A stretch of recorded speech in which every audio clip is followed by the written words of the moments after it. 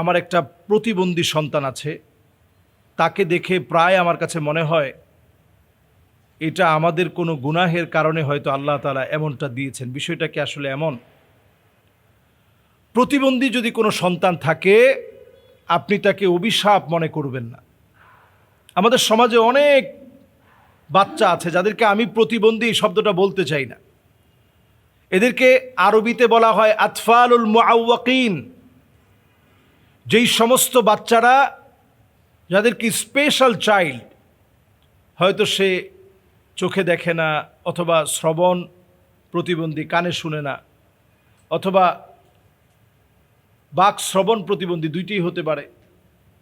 এরকম নানা রকমের কোনো প্রতিবন্ধকতা আছে, হাতটা হয়তো একটু অন্যরকম, পাটা হয়তো অন্যরকম, অথবা এক ধরনের বাচ্চা দেখবেন সব বাচ্চারা তাদের সিমটম একেবারে একরকম, চেহারাটা কেমন যেন একটু অন্যরকম, এবং তারা কিন্তু তেমন ভালো করে স্পষ্ট করে কথা বলতে পারে না। এই জাতীয় সন্তানদেরকে আতফালুল মুআওয়াকিন বলা হয়েছে। এরা আপনার ঘরে দুর্বল হিসাবে এদের কারণে আপনার ঘরে রিজিক আসছে। বিদুআফাইকুম, আপনার ঘরে রিজিক আসে। ওই যে আপনার ঘরের যে দুর্বল মানুষটা, এই দুর্বলটারে দিয়ে আল্লাহ তাআলা রিজিক পাঠায় দিচ্ছেন। আপনার মা বৃদ্ধা হয়ে গেছে, আপনার বাপ বৃদ্ধ হয়ে গেছে, অথবা আপনার ভাই একটা খুব অভাবে আছে, অনটনে আছে, তাকে আপনি একটু সহযোগিতা করতেছেন। আপনার ঘরের ভিতরে একটা প্রতিবন্ধী বাচ্চা আছে, যেই বাচ্চাটাকে নিয়ে সারাদিন আপনি পেরেশানি করেন, কষ্ট করেন, যন্ত্রণা সহ্য করেন। এই বাচ্চার কারণে কিন্তু আল্লাহ তাআলা অফুরন্ত রিজিক আপনার ঘরে পাঠায় দিচ্ছেন। এই বাচ্চাটা আপনার একটা বরকত। এই জন্য এই জাতীয় বাচ্চাদেরকে গালিগালাজ করবেন না। তারা খুব ব্যথা পায়, খুব কষ্ট পায়, যেহেতু সমাজের অনেক মানুষ তাদেরকে অবহেলা করে। মুখ দিয়ে লুল পড়তেছে, আপনি বলতেছেন আহারে কীরকম লুল পড়ে। কোনো একটা অনুষ্ঠানে তাকে নিয়ে যাওয়া যায় না, সবাই বলে আহারে আপনার বাচ্চাটা এমন হইল, ইস কি একটা গুনার কারণে মনে হয় এমন হয়েছে। আদৌ আপনার গুনাহের কারণে আপনার বাচ্চা এমন হয়নি, এটা আল্লাহ তাআলার ফয়সালা। আল্লাহ তাআলা এইভাবে চেয়েছেন আপনাকে পরীক্ষা নেবেন। দুনিয়ায় প্রত্যেকটা মানুষ পরীক্ষা দেয়। ভাইরে, এটা আপনার জীবনের একটা পরীক্ষা চলতেছে। প্রশ্নটা অনেক কঠিন, এটাতে পাশ করা অনেক কঠিন। এক একজনের প্রশ্নটা এক এক রকম। এরকম প্রতিবন্ধী বাচ্চা যাদের ঘরে, আতফালুল মুআওয়াকিন, স্পেশাল চাইল্ড যাদের ঘরে আছে, আপনি রহমত বলে মনে করেন। ইরহামু মানফিল আরদি ইয়ারহামুকুম মানফিস সামা।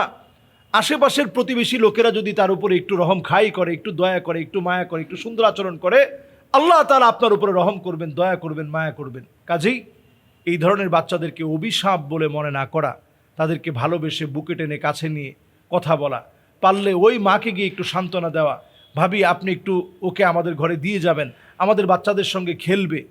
এই যে ওই মায়ের মুখে আপনি একটু হাসি ফুটালেন, ইন্না মিন আবাররিল বির আইয়ুদখিলা সুরুর ফি কলবি আহাদিকুম, ওই দিনের সবচেয়ে সওয়াবের কাজ হিসাবে গণ্য হবে আপনার ছোট্টই আমলটি, ছোট্টই কাজটি। আল্লাহ তাআলা আমাদেরকে বোঝার তৌফিক দান করুক। আসসালামু আলাইকুম ওয়া রাহমাতুল্লাহি ওয়া বারাকাতুহু। জোর করে আমাকে আমার মা বাপ প্রাপ্তবয়স্ক হওয়ার পরে আমাকে বিবাহ দিচ্ছে এমন জায়গায়, যেটা আমি পছন্দ করছি না, এই বিয়ের ব্যাপারে শরীয়তের বক্তব্য কি? অত্যন্ত গুরুত্বপূর্ণ বিষয়। আপনি যদি এই বিষয়টা একটু চিন্তা করেন পিতামাতা হিসাবে, আমাদের প্রত্যেকেরই এই বিষয়টা ভাবা দরকার। ওয়ালা তুনকাহুল বিক্র হাত্তা তুস্তাযান। নবী করিম সাল্লাল্লাহু আলাইহি সাল্লাম বলছেন, ওয়ালা তুনকাহুল বিক্র হাত্তা তুস্তাযান। ওয়ালা তুনকাহুল বিক্র হাত্তা তুস্তাযান মানে হচ্ছে, যে প্রাপ্তবয়স্ক হয়ে যাবে, যে মেয়ে প্রাপ্তবয়স্কা হবে, তাকে অবশ্যই অনুমতি নিয়ে বিবাহ দিবেন। আমরা অভিভাবক যারা অনেক সময় অনুমতির বিষয়টা চিন্তা করি না। এজন্য ঢাকা শহরে এখন এত পরিমাণ ডিভোর্সের সংখ্যা আপনি চিন্তা করতে পারবেন না। শত শত কাজী অফিসগুলো টিকে আছে শুধু ডিভোর্সের কারণে। এত পরিমাণ ডিভোর্স তালাক সর্বত্র ছড়ায় আছে। কারণটা কি? অনুমতি নিয়ে আমরা বিবাহের ব্যবস্থা করছি না, যার সাথে তার সাথে আমরা বিবাহ দিয়ে দিচ্ছি। এজন্য সজাগ হওয়া দরকার মুসলমান।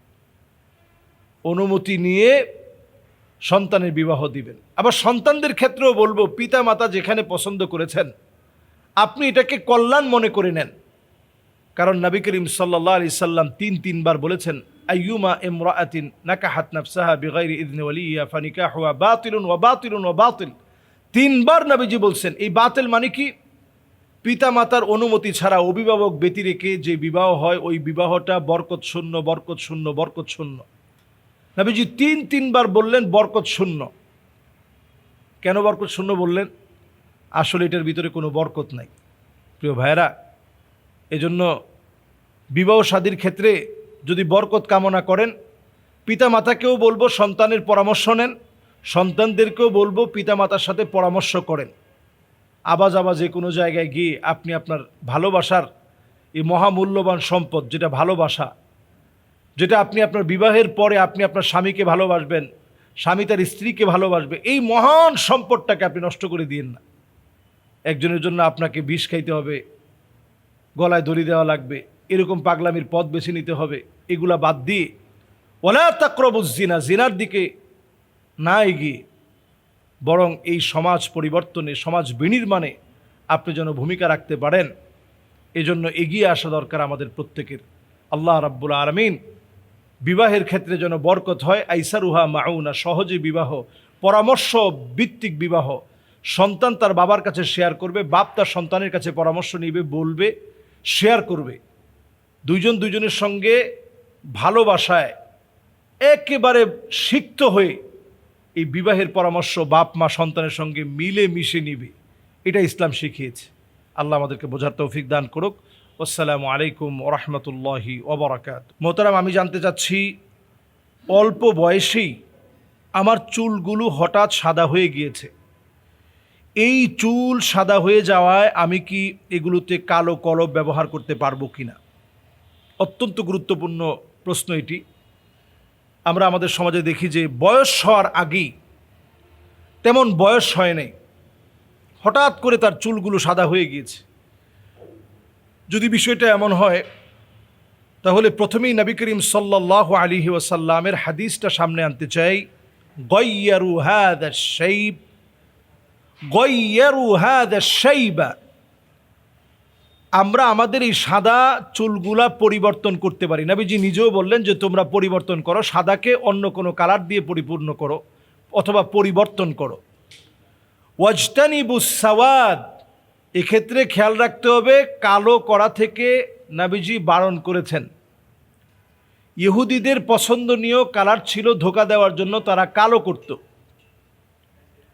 নবীজি বহু হাদিসের ভিতরে বলেছেন খালিফুল মাজুস, মাজুসি যারা আছে, অমুসলিম যারা আছে, তাদের অনুকরণ থেকে তোমরা বেঁচে থাকো। কাজেই অমুসলিমদের অনুকরণ করা যাবে না, ইহুদিদের অনুকরণ করা যাবে না, তাদের মতো করে কোনো আমল আমাদের আমল বানানো যাবে না। হানাফি মাযহাবের অধিকাংশ আলেমদের ফতোয়া মতে এটা মাকরুহে তাহরিমি। তো যেহেতু এটা মাকরুহে তাহরিমি হওয়ার কারণে এটা হারামের দিকে নিয়ে যাবে, এটা ছেড়ে দিতে হবে। বিশেষ প্রয়োজনে জিহাদের ময়দানে আপনি যাচ্ছেন, এই বিশেষ কিছু প্রয়োজনের কথা উলামায়ে কেরাম ইস্তেসনাইভাবে, বিশেষভাবে বিশেষ কিছু বিষয়কে নিয়ে আসছেন। এর মধ্যে ধরুন আপনি জিহাদের ময়দানে যাচ্ছেন, এই জিহাদের ময়দানে যাওয়াকালীন সময়ে আপনার চুলগুলো, যদি আপনি সেনাপতি, আপনার চুলগুলো যদি সাদা থাকে, এতে করে যারা আপনার অপোজিট পার্টি থাকবে তারা মনে মনে সাহস পেয়ে যাবে যে সেনাপতি বুড়া হয়ে গেছে। এই জন্য সেনাপতি সে চুলগুলোকে কালো করতে পারবে জিহাদের ময়দানে, যাতে করে হিম্মত মুসলমানদের বেশি থাকে, কোনোভাবে যেন আপনার কারণে হিম্মত ভেঙে না যায়।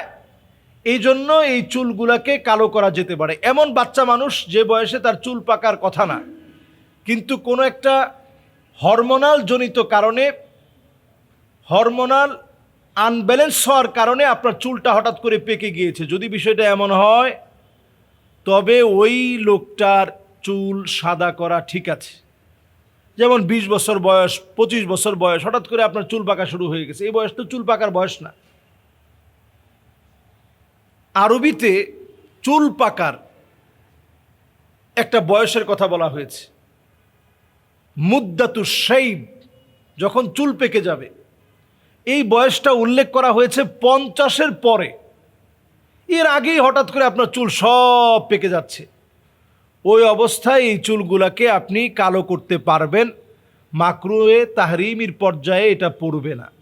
কিন্তু যার বয়স 60 হয়ে গেছে, 65 হয়ে গেছে, এখনও তিনি এবার গ্রিন থাকবেন, ওনার এবার গ্রিন থাকা লাগবে, একেবারে চুলগুলা কালো করে উনি জোয়ান থাকতেছে, এটা ইসলামে জায়েজ নেই। আপনি খেয়াল রাখবেন, হাদিসের মধ্যে আসছে নবীজি সাল্লাল্লাহু আলাইহি সাল্লাম এটাকে এত সম্মানের বিষয় বলছেন। নবীজির যখন কয়েকটা চুল পেকে গেছে, নবীজি এই চুলগুলা ধরে ধরে বলতেন, শাইয়াবাতনি হুদুন ওয়া আখাওয়াতুহু, সূরা হুদের কিছু কিছু আয়াত এবং পরবর্তী সূরার কিছু কিছু আয়াত আমার চুল পাকিয়ে দিয়েছে।